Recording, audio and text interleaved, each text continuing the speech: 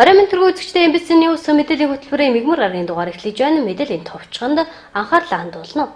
Таруухан дахал өвчний эсрэг дархлаажуулалт эхэллээ. Тогтвортой хөгжилд залуучуудын оролцоог чуулган зохион байгуулагдана. Чандвны постыг нүүлгэн шилжүүлэх тохиролцоонд хүрлээ. Next-ийн брэндийн төвөргөө наадмын урамшилтаа суглаад авралтаа эхэллээ. Эдгээр болон бусдад мэдээллийн дэлгэрэнгүй анхаарлаа хандуулна. Мэдээ эхлэж байна. Таруухан дахал өвчний эсрэг дархлаажуулалтын 10 хоногийг 2019 оны 7-р сарын 1-ээс 10-ны өдрүүдэд улсын хэмжээнд зохион байгуулж байна. 21 аймгийн эрүүл мэндийн газар 9 дүүргийн эрүүл мэндийн төвүүдэд нийт 32400 хүн тун вакциныг хүргүүлээд байна. Манай аймагт 1000 хүний тун вакцин ирсэн бөгөөд таруухан дахлын голомт сумуудад хуваарлан хүргүүлээд байна. Донод өвчин судлалын үндэсний төв эрүүл мэндийн сайдын 2003 оны 165 дугаар тотод тушаалын дагуу жилбэрийн 7 дугаар сарын 3 дахь 7 хоногт орон даяар таргун тахлын дархлаажуулалтын эсрэг аяныг зохион байгуулдаг. Энэ жилийн хувьд таргун тахал өвчний эсрэг дархлаажуулалтын 10 хоног өчигдрөөс эхлэн улсын хэмжээнд зохион байгуулагдаж байна. Дархлаажуулалтын хүрээнд 21 аймаг эрүүл мэндийн газар нийслэлийн 9 дүүргийн эрүүл мэндийн төвд нийт 32400 хүн тун вакциныг хүргүүлсэн байна. Манай аймгийн хувьд 1000 хүний тун ирсэн бөгөөд таргун тахлын голомт болох тариалан түргэн ховд бөхмөр нь өндөр хангаа зүү хангаа цагаан архан сумуудад вакциныг хуваарлан хүргүүлээд байна. Дархлаажуулалт нь болохоор жил болгоны 7 сарын эхний 3-10 хоногт хийгддэг эрүүл мэндийн сайдын 23 оны тушаалаар энэ жил болохоор эрүүл мэндийн сайдын алдан даалгавраар 7 сарын 1-ээс 10-ны дотор зохион байгуулахаар төлөвлөгдөөд вакцинаа тараагаад ер нь бол эхнээсээ сумдад дархлаажуулалтанд хамрагдаж эхэлж байгаа. Яг голомтт бүс нутаг гэхээр манай аймагт 7 сум байдаг. Бөхмөр нь өндөр ангаа, зүүн ангаа, цагаан архан, ховд, түргэн, тариалан гэсэн 7 сумд голомтт бүс нутагтай болохоор дархлаажуулалтаа вакцинаа хуваарлаад эхэлчихсэн байгаа. Тэгээд таргун тахлын дархлаажуулалтанд ямар эрсдэл бүлгийн хүмүүс хамаарах вэ гэхээр голомтт бүс нутагт амьдардаг. Тэгээд эрүүл мэндийн газрын байгууллагууд, газрын ажилчид, тэгээд онцгой байдлын газар хил хамгаалах, тэгээд мэргэжлийн хяналтын газар гэсэн байгууллагууд ажилладаг хүмүүс. Тэгээ мөн таргун тахлын амьд төсвөртэй ажиллах буюу лаборатори ажилчид ер нь бол голчлон таргун тахлын вакцинд хамрагдах хэрэгтэй байдаг. Яг тэгвэл дархлаажуулалт нэг ер нь бол цөөн тун ирдэг. Ирсэн вакцинаа л бид нэг голомт бүс нутагтай хуваарлдаг учраас яг тэндээ оцсон тэр цөөхөн тун вакцинд найл болоход өөрийгөө хамруулчих хэрэгтэй байгаа хүмүүс өөрсдөө. Таргун тахлын их уурхай нь болохоор нэг мэрэгч амт болон туулга хэлбэртэй амтд буюу таарга зурам огдоод норж байгаа ш. Тэр дээр айл болох өгсөн мэрэгч амтанд тааруул айл болох гараараа хөрөхгүй мэрэгжлийн байгууллагад хандах хэрэгтэй. Дархлаажуулалтанд заавал хамрагдах шаардлагатай иргэд Харьяа аймаг сум дүүргийнхээ эрүүл мэндийн төв болон зон өвчин судлалын төвүүдэд хандан хамрагдах боломжтой юм. Дархлаажуулалтанд таргун тахлын цэвэр өсгөр халдвартай халдварын сэжигтэй материал болон туршилтын амьтдтай ажиллагсад таргун тахлын голомт нутагт геологийн хайгуул шинжилгээ бэлчээр өсчүүлэлт агнан бэлтгэл эрхэлдэг иргэд таргун тахлын голомтод нутаг оршин суугчид бэлчээрийн мал аж ахуй эрхэлдэг малчид бүх шатны эрүүл мэндийн байгууллагын ажиллагсад ялангуяа таргун тахлын байгалийн идэвхтэй голомтод нутгийн эрүүл мэндийн байгууллагын ажиллагсад хууль сахиулах болон онцгой байдлын байгууллагын албан агчид хамрагдах юм а. Дараагийн мэдээ аймгийн гэр бүл хүүхэд залуучдын хөгжлийн газар аймгийн засаг даргын тамгын газартай хамтран засаг даргын ивэлдор тогтвортой хөгжилд залуучуудын оролцоо чуулганыг 7 дугаар сарын 9-ний өдөр зохион байгуулахар боллоо. Залуучуудын чуулганд 500 гаруй залуус оролцох юм байна. Аймгийн гэр бүл хүүхэд залуучдын хөгжлийн газар аймгийн засаг даргын тамгын газар хамтран залуучдын хөгжлийг дэмжих тухай хуулийн 20 дугаар зүйлийн 25-ын 2 аймгийн залуучдын хөгжлийн дэд хөтөлбөрийн хүрээнд засаг даргын ивэлдор тогтвортой хөгжил залуучуудын оролцоо чуулганыг энэ сарын 9-нд зохион байгуулахар боллоо. Чуулганд Улаангом сумын баг бүрээс засаг даргаар ахлуулсан 15 залуу, сум тус бүрээс залуучуудын хөгжлийн салбар зөвлөлийн тэргүүн сумын засаг даргаар ахлуулсан 15 залуус нийтдээ 500 залуусын оролцоотой залуучуудын чуулган зохион байгуулах юм байна. За гэр бүл хүүхэд залуучдын хөгжлийн газар аймгийн засаг даргын тамгын газар засаг даргын салбар зөвлөлөөс засаг даргын ивэлдор тогтвортой хөгжил залуучдын чуулган маань 7 сарын 9-ний өдөр хийхээр төлөвлөлөө ажиллаж байна. Үүнтэй холбогдуулаад залуучууд маань энэ чуулганд 500 залуучд оролцсон. Чуулганд маань сайн дураараа бас энэ чуулганд оролцох боломжтой байгаа. Манай байгууллага дээр залуучуудыг бас бүртгэж авч байгаа. Сайн дурын ажлыг хийх журам бас залуучдын хууль гарснаар бас батлагдаж хуулийн хүрээнд бас сайн дурын ажлыг залуучдыг бас бүртгэж байна. Залуучдын чуулганы зорилго маань залуучдын өмнө тулгамдж байгаа асуудлыг түүнийг шийдвэрлэх, орон нутгийн болон залуучуудад тулгамдж байгаа асуудлыг шийдвэрлэх зорилготой байгаа. Энд залуучууд маань сум болгоноос 15 залуу, аймгийн төвөөс багийн болон Улаангомс сумын залуучууд оролцож байгаа. Спортын төрөл бас байгаа. Нэг өдөр болохоор бид нар төлөвлөсөн байгаа. Спортын төрлийг маань үндэсний бүх барилгаар дээрээс нь Оос татал тэгээд дандаа маш хөнгөн тийм уралдаан тэмцээн хийхээр сургалт Улаанбаатар хотоос бас илтгэгч нар бас ирж байгаа. Энэгээр дээрээс нь аймгийн орон нутгийн хийж бүтээж байгаа бүтээн байгуулалтыг бас энэ залуучуудаа бас хүргэх ийм зорилготой байгаа бас. Энэхүү чуулганы зорилго нь залуучуудын өмнө тулгамдж байгаа асуудлыг хэлэлцэн шийдвэрлэх, арга замын тодорхойлох, залуучуудын эрүүл мэндэ боловсрол, хөдөлмөр эрхлэлтийг сайжруулах зорилготойгоор зохион байгуулагдж байгаа юм. Чуулганы үеэр залуусын дунд спортын нөхөрсөг тэмцээн уралдааныг зохион байгуулах юм байна.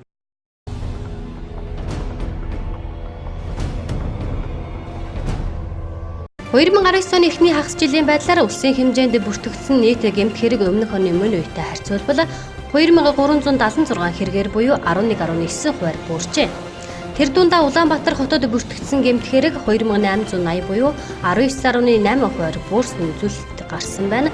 Цагдаагийн байгууллага 2019 оны эхний хагас жилд 297,361 дуудлага мэдээлэл хүлээн авсан бөгөөд энэ нь сард 49560, хоногт 1650, цагт 70 дуудлага мэдээлэл цагдаагийн байгууллагад ирсэн гэсэн үг. Энэ хугацаанд улсын хэмжээнд 17666 гэмт хэрэг бүртгэгдсэн бөгөөд 11698 буюу 66.2% нь Улаанбаатар хотод, 5921 буюу 33.5% нь орон нутгад бүртгэгдсэн байна. Бүртгэгдсэн гэмт хэргийг эрүүгийн хуулийн бүлгээр навч үзүүл, өмчлөх эрхийн эсрэг гэмт хэрэг хулгайлах, заллах, дээрэмдэх гэх мэт 10,629 бүртгэгдэж 16.7% хүний эрүүл мэндийн халдашгүй байдлын эсрэг гэмт хэрэг 4250 бүртгэгдэж 13.9% тус буурчээ. 572 хүүхэд гэмт хэрэгт хологдсон байна. Энэ хугацаанд бүртгэгдсэн гэмт хэргийн 10.7% нь согтуугаар, 3.4% нь гэр бүлийн хүчирхийллийн улмаас, 2.5% нь хүүхэд оролцож үлдсэн байна. Харин 75% нь ажлын өдрүүдэд, 29.4% нь шөнийн цагаар, 31.5% нь гэр орон сууцанд, 18.2% нь гудамж талбайд үлдэгджээ.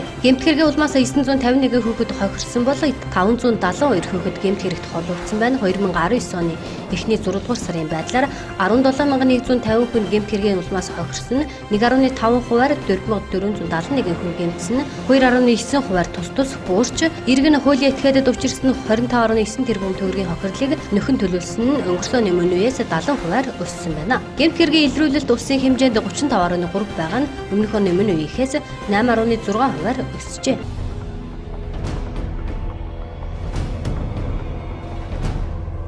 (2018 онд эрүүл мэндийн даатгалын санд 2.8 сая хүн эрүүл мэндийн даатгалын шимтгэл төлж сангийн орлого 422.3 тэрбум төгрөг болжээ.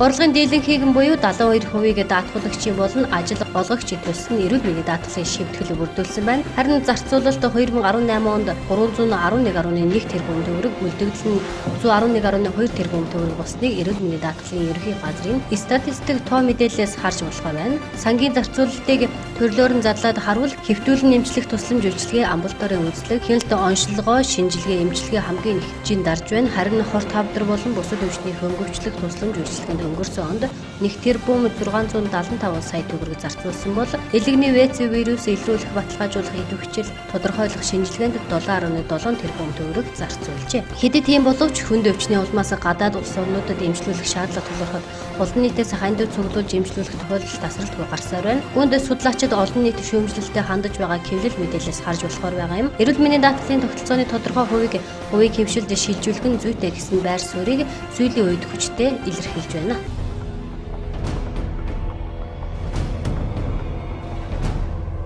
Орон нутагт баяр наадам зохион байгуулагдаж эхлэж байгаатай холбогдуулан хоол хүнсний үйлдвэрлэл үйлчлэгээ эрхлэгч аж ахуйн нэгж байгууллагууд үйл ажиллагаанд дараах асуудлыг анхаарч мөрдөж ажиллахыг зөвлөж байна. Хоол хүнсний үйлдвэрлэл үйлчлэгээ эрхлэгч аж ахуйн нэгж байгууллагын удирдлагад хоол хүнсний үйлдвэрлэл үйлчлэгээний ажиллагааны явцад гарч болзошгүй эрсдэлд суурилсан дотоод хяналт хэрэгжүүлэх, энэ нь өөрт хамаарах бүх шатанд эрсдэлт өвчин зүйлийг тогтоох, эрсдлийг бууруулах, таслан зогсоох, үрдчлэн сэргийлэхэд чиглэгдсэн байх бөгөөд байгууллагын удирдлагын зүгээс дараах асуудалд анхаарах нь зүйтэй хүнсний тухай хуулийн 12 дугаар зүйл засгийн газрын 2011 оны 311 дугаар тогтоолоор батлагдсан аж ахуйн нэгж байгууллагын үйл ажиллагаанд дотоод хяналт шалгалтыг зохион байгуулах нийтлэг журмын дагуу өөрийн үйл ажиллагаанд тохирсон дотоод хяналтын журам боловсруулж мөрдөх Монгол Улсын хүнсний тухай хуульд хүнсний чиглэлийн үйл ажиллагаа эрхлэгчийн хүнсний сүлжээний өөртөө хамаарах үе шат бүрд дотоод хяналтыг хэрэгжүүлж хоол хүнсний төрхийн эд бүтээгдэхүүнийхээ чанар эрүүл ахуйн байдлыг бүрэн хариуцсан гэж заасны дагуу өөрийн байгууллагын хэмжээнд бүтээгдэхүүн ажил үйлчилгээний чанар аюулгүй байдлыг хяналт тогтмол тавьж ажиллах дотоод хяналтаараа илэрсэн хоол хүнсний үйлдвэрлэл үйлчилгээний үйл ажиллагаа хүнсний бүтээгдэхүүний чанар аюулгүй байдалтай холбоотой зөрчил дутагдлыг таслан зогсоох болзошгүй эрсдлээс урьдчилан сэргийлэх эрсдлийг залруулах арга хэмжээний төлөвлөгөө гаргана хэрэгжүүлэх өөрийн байгууллагын дотоод хяналт шалгалтаар хоол хүнсний бүтээгдэхүүн үйл ажиллагаанд хүний амнаас эрүүл мэнд нийгэм болон хүрээлэн байгаа орчинд шууд буюу шууд бусаар ноцтой аюул хохирол учруулсан нөхцөл байдал үүссэн байж болзошгүй тохиолдолд эрх бүхий хууль хяналтын байгууллага ажилтнад шуурхай мэдээлэл нь хамтран ажиллах шаардлагатай байгаа юм а.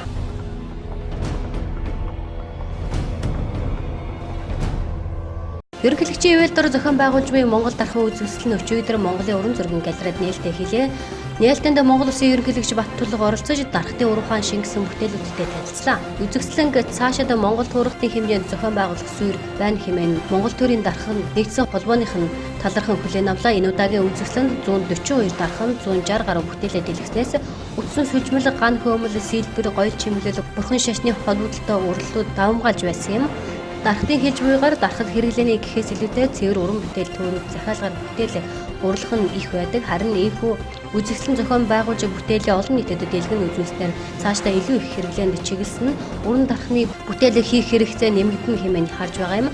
Одоогоор дархтын бүтээлэд дундаад эмэг бөгж толгойн гоёл, болт зэрэг гоёл чимэглэлийн бүтээгдэхүүний борлуулалт өндөр тул энэ чиглэлд дизайн маркетинг төлхөө хөгжиж 3D нано технологи зэргийг дарахад өдөр тутмын ажилдаа нэвтрүүлжээ. Мөн цар тавг домб зэргийг орчин үеийн шинжтэй гоёмсог хийцтэй хүйсний зориулалтаа урлаж, борлуулалтыг нэмэгдүүлэхийн тулд хурим найртай үнэгүй хэрэглүүлэх зэрэгээр бүтээлээ олонд танилцуулж эхэлсэн. Хэд хэдэн компани үзэсгэлэнд бүтээлээ дэлгэсэн байна.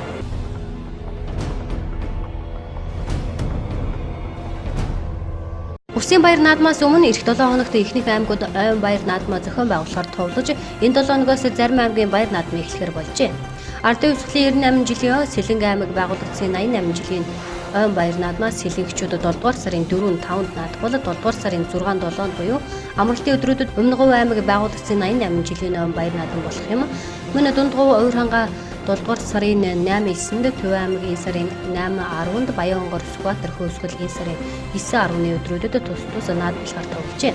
Харин Архангай Булган Говьалтаа Дархан нуул Завхан Орхон Уус Ховд Хинтээ аймгийн баяр наадам 7 дугаар сарын 10-11-нд зохион байгуулах юм байна. Зарим аймаг орон нутгийн удирдлагаас ирсэн хүсэлтийг харгалзан баяр наадмыг хойшлуулж Баяулгийн говь сүмбэрд орнод Доронговь аймгийн баяр наадмыг 2019 оны 7 дугаар сарын 27-28-нд зохион байгуулахар шийдвэрлсэн байна. Төвийн бүсийн зуны уралдааныг Говь сүмбэр аймагт, Хангаан бүсийн уралдааныг Хөвсгөл аймагт, Баруун бүсийн уралдааныг Баяулгийн аймагт, Зүүн бүсийн уралдааныг Дорнод аймагт, Говийн бүсийн уралдааныг Өмнөговь аймагт 7 дугаар сарын 27-28-нд зохион байгуулна. Дараагийн мэдээ Улаангом хандгайтай улсын хилийн чиглэлийн авто замын постыг нисэх онгоцны буудлаас хойшхан түргэн сумын чиглэлд орон нутгийн төсвийн хөрөнгөөр шинээр баригдсан постонд нүүлгэн шилжүүлэхтэй холбоотой асуудлыг холбогдох хүмүүстэй ярилцсан хэлэлцгээр аймгийн засаг даргын орлогч Нэм самбуугаар ахлуулсан ажлын хэсэг өнөөдөр Улаангом сумын Чандам дахь постон дээр очиж ажиллалаа. Улаангом сумын 1-р багт байрлах Улаангом хаангаатын чиглэлийн улсын постыг Улаангом сумаас гаргахыг шаардсан иргэдийн хүсэлд Улаангом сумын засаг дарга болон аймгийн удирдлагуудад удаа дараа ирсэнтэй холбогдуулна. Нисхээс хойших Түргэн сумын чиглэлд орон нутгийн төсвийн хөрөнгөөр шинээр баригдсан постэнд нүүлгэн шилжүүлэхтэй холбоотой асуудлыг ярилцсан хэлэлцгээр аймгийн засаг даргын урлагч Нэм Самбуу Улаангом сумын засаг дарга Пүрүүжав нарын бүрэлдэхүүнтэй ажлын хэсэг автотээврийн үндэсний төвийн Харьяа Чандман дэх постн дээр очиж ажиллаа. Одоо энэ дээр бид нар ингээд шаардлага тавиад танд сар боллоо, сар гаруй болчлоо. Тэгээд энэ дээр бид нар ингээд хөрөнгө оруулалтаа хийгээд өнгөрсөн жилийнхаа төлөвлөгөөнд тусгаад ажиллаа хийгээд 18 онд ингээд хөрөнгө оруулалтаа хийгээд 25 сая төгрөгөөр орон нутгийн төсөв ингээд шийдээд барьчлаа. Усан комиссэнд хүлээгээд авцсан. Тэгээд тэн дээр танахыг нүгэд шилжчихээч гэдэг байдлаар бол зөндөө харьцсан. Албан бичиг өгсөний хувьд бол 6 сарын 6-нд энэ сумын засаг даргын захирамж гараад өгсөн байх. Өнөөдөр бол бид нар яах ёстой юм гэхээр нэгэн тал одоо бид нар Улаангомын багийн төв дотор Улаангомын төв дотор энэ олон улсын чанартай замын хураамжийн цэгийг ингээд барьчихэд ард иргэдээсээ мөнгө нэхэд нисэх рүү явж байгаа яарч сандарч явж байгаа хүн болгоноос ингээд мөнгөө зогсоочдаг тэнд онгоцносоо хоцрохгүй тухайн асуудал нь сонирн биш зүгээр энэ амралт руугаа явж байгаа хүн энэ нугаач тариач энэ хүмүүсүүдэд бид нар бодоод байгаамаа түүнээс бид нар энэ төрийн ажлыг төрийнх нь өөрөөсөө эсэргүүцээд байгаа юм шиг ялангуяа миний хувьд бол улс төрийн ажил албан тушаалтны учраас энэ ард иргэдийнхээ тавиад байгаа хүслийг л биелүүлнэ аймгийн хурлаас бол тэр ард иргэдийнхээ тавиад байгаа хүслийг биелүүлээд хөрөнгийн шийдэ тавиад өгч гэсэн байж хахад бид нар энийг хэрэгжүүлэх гүйцэтгэх засаглалын үүрэгтэй. Тийм болохоор бид нар энэ үүргээ гүйцэтгээд бид нар энийг ингээд бариад ашиглалтанд авчихсан учраас энийгээ шилжүүлъя, нүүлгэе гэдэг дээр ингээд танаас бас ингээд шаардлага тавиад байгаамаа. Түүнээс өнөөдөр бид нар ингээд тантай муудалцах, сайдалцах, наанцан болох гэсэндээ биш юм аа. Энийг бас таас зөвөр ойлгоод ингээд орон нутгийнхаа удирдлагуудын тавьж байгаа санал, орон нутгийнхаа энэ ард иргэдийнхээ тавьж байгаа хүсэлтийг бас хүндэтгээд ингээд шилжчихээч гэдэг асуудлыг танд тавиад байгаа байхгүй юу? Хавар 3 сараас хойш Улаангом сумын засаг даргад постыг нүүлгэн шилжүүлж өгөхийг хүссэн иргэд бичгээр болон ойрын биеэр саналаа ирүүлсэн байна. Улсын чанартай пост нь аймгийн төвөөс 8 км зайд байрлах ёстой байдаг бол тухайн пост нь Улаангом сумын төвөөс 3 км-т үйл ажиллагаагаа явуулна. Улаангом сумын малчид болон тариалан эрхэлдэг ард иргэдээс орж гарах татварын мөнгө авч байгаад иргэд малчид ихээх нь эсэргүүцэж байгаа юм а. За орон нутгийн засаг 6 сарын 6-нд би энэ орон нутгийн засаг захиргааны нэгжийн засаг даргын хувьд шүү дээ. Энэ захирамжаа гаргалаа. Захирамж сар өнгөрч одоо сар боллоо. Захирамжийг одоо эсэргүүцэж байгаа юм уу? Ямар нэгэн танахаас бичиг ирсэнгүй. Тийм учраас би захирамжийг та 3 хоногийн хугацаанд биелүүлээч гэсэн захирамжийг танд өглөө. Тэгээд өнөөдөр хүртэл таны бичиг бас алга байна. Хэрвээ та шүү дээ ийм боломж байна, ийм нөхцөл байна гэсэн утгаар нь энэ захирамжийг биелүүлэх боломжгүй гэсэн бичиг шийдвэрээ өгөхгүй байна. Тийм учраас дээрээс өгөх юм байхгүй. Та нар өөрсдөө та өөрөө би функцэн цугад үүрэг даалгавар өгсөн байгаа. Та энэ орон нутагт амьдарч байгаа хүн үед энэ асуудлыг шийдэж явах шаардлагатай байна. Зам тээврийн хөгжлийн төвийн Харьяа Улаангом сумын Чандман дэх төлбөр хураамжийн цэг нүүн шилжихгүй шалтгаанаар орон нутгийн төсвийн хөрөнгөөр баригдсан постыг төрийн өмчөд шилжсэний дараа нүүн шилжин гэсэн тайлбарыг хэлж байгаа юм а. Байл да.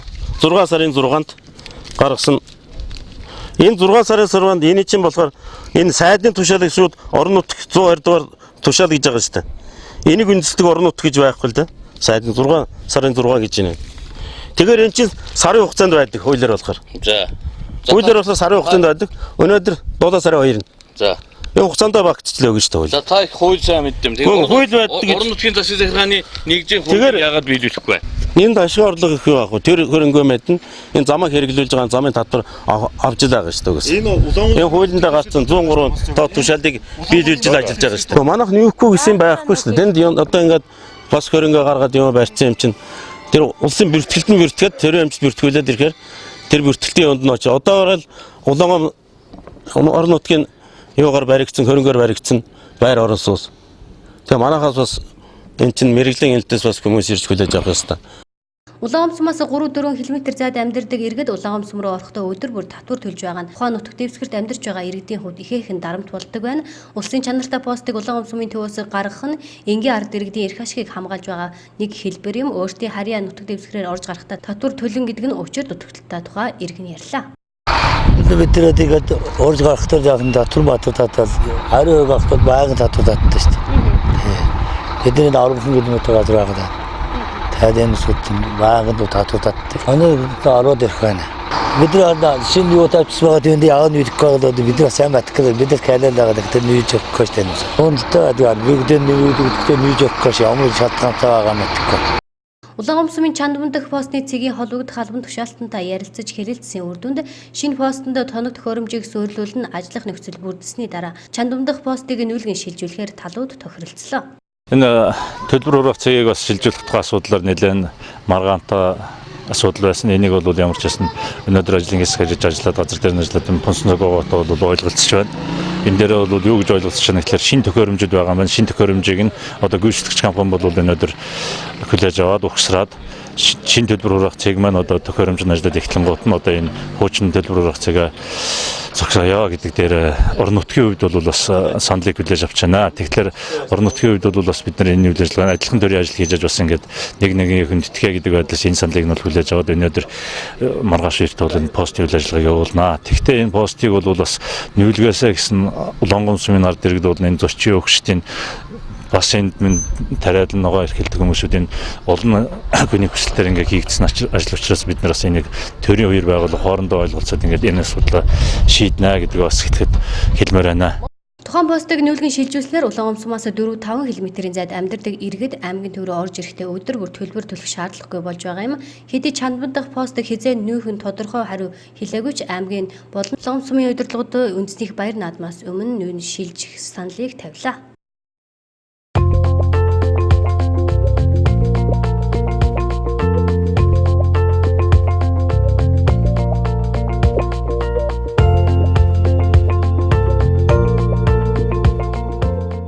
Дараагийн мэдээ шин шинэлэг бүхнийг Next-ээс ураатай Next Electronics дэлгүүр үндэснийх баяр наадамд зориулсан брендийн төвөргөнд урамшуулалтаа хямдралтай бэлэгтэй суглаатаа худалдаагаа зарлаа.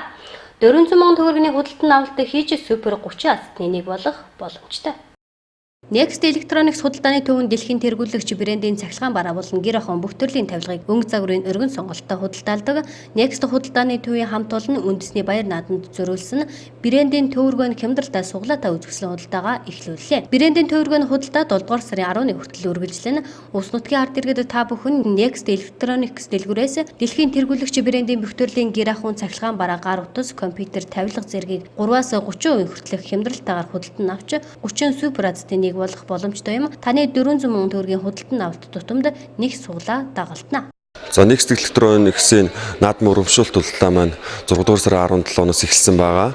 Next-ийн наадмын урамшуулалт худалдааны үеэр та бүхэн бүх төрлийн цахилгаан бараа болон гэр ахуйн барааг, гэр ахуйн тавилгыг хамгийн хямд үнээр хамгийн өргөн сонголт бас бэлэг суглааны амтар худалдаа авах боломжийг Next-ийн хамт олон энэ хугацаанд та бүхэнд олгож байна.